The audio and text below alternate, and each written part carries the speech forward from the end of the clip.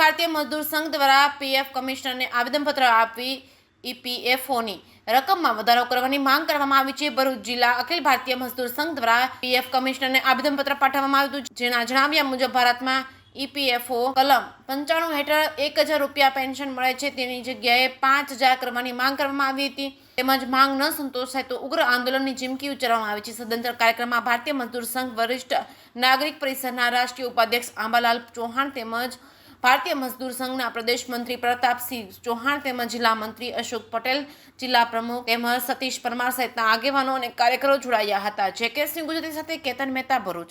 मजदूर संघ प्रदेश मंत्री प्रतापसिंह चौहान आज रोज भरूच जिला भारतीय मजदूर संघ तरफथी ईपीएस 1995 जे 462 રૂપિયા पेन्शन मळतुं हतुं तेमां समय समय मांग करता सन 2014 ની अंदर 1000 રૂપિયા करेलुं छे, ते पण न जेवुं छे। भारतीय मजदूर संघ भारतभरनी अंदर आज रोज 19/9/2024 ना रोज पीएफ कमिश्नर कचेरी खाते धरना करी पेन्शन में वधारो करवा माटे 1000 રૂપિયા छे तेने जग्याए 5000 वधारो करवा माटे अमे आवेदनपत्र आपवाना छे।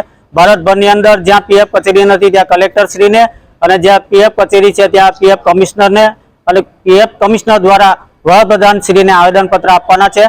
अने आवेदनपत्र आपवा छतां पण जो पेन्शनरोने पेन्शन में 1000 રૂપિયા थी 5000 રૂપિયાનો વધારો नहीं करे तो आवनार दिवसोनी अंदर भारतीय मजदूर संघ केंद्रीय कमिटी जे कई निर्णय करशे तेने अनुसंधाने अमे उग्र आंदोलन करीशुं अने आवनार दिवसोनी अंदर भारतीय मजदूर संघ पेन्शन माटे लड़त आपशे। अस्तु। भारत माता की जय। भारत माता की जय।